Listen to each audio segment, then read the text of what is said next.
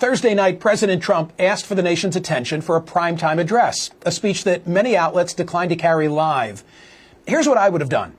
If instead of speaking Thursday at 9 p.m. Eastern, the president had spoken at 9 a.m., a time when my radio program airs nationwide, the decision would have been mine as to whether to interrupt my normal programming and carry the speech live on SiriusXM's POTUS channel. This actually happens with some regularity. In fact, it's often the bane of my existence because the president, all presidents, are rarely on time. But my standard practice is to take the remarks live. And I think it's an easy call. Had I taken this speech primarily on alleged election interference, I would not have been endorsing the content. And it would have been incumbent on me to offer fair comment and criticism when it ended.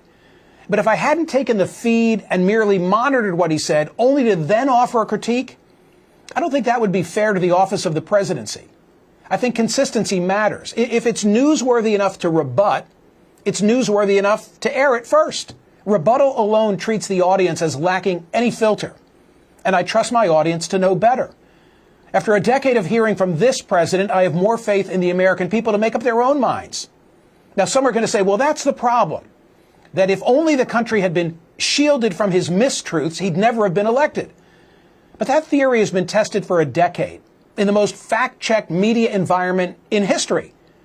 And the voters, they've heard it all, the words and the rebuttals and the fact-checking, and they elected him twice. Denying him 22 minutes in year 10, it's not prevention, it's condescension.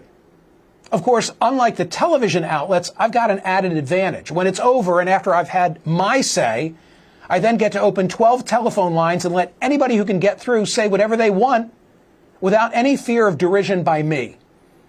And that's the best of all worlds. Time now to see how you responded thus far on the poll question of the day at Smerconish.com. Do Democrats need a sister soldier break with Democratic socialists? Here's where it stands. 21,786 have voted, and it's running 62% yes to 38% no. More social media reaction now to today's program so far. Follow me in all the usual platforms. Yes, media needs to report more on the DSA platform. It's much worse than Project 2025. Yeah, some, elements of it just published, as a matter of fact, at the end of this week, that I know we tend to isolate on the defunding of the police aspect or the nationalization of corporations, but they're there. I mean, one of the things that I raised with both Tad Devine last week and Bill Daley today is whether this is a semantic issue.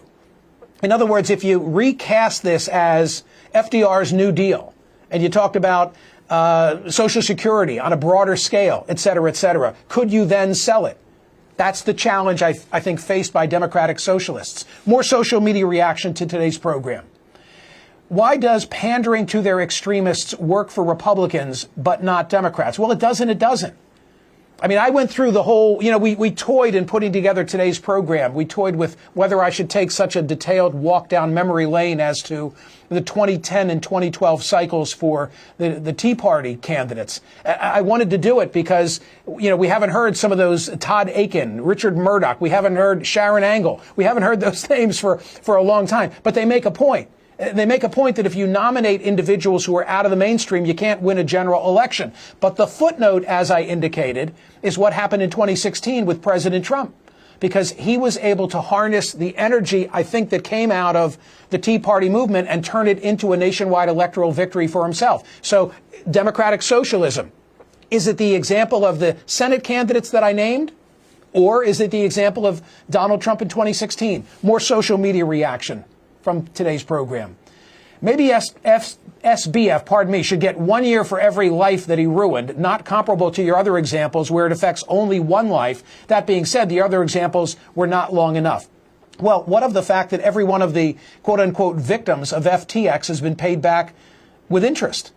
I wonder if the members of the Senate who were so eager to cast a ballot for this unanimous resolution were aware of that fact. Look, I read in on the file. I suggest everybody do their own reading. Michael Lewis's book was the one that turned my head, and then doing the interview that was recorded for CNN's use informed me further. So that's where I'm coming from.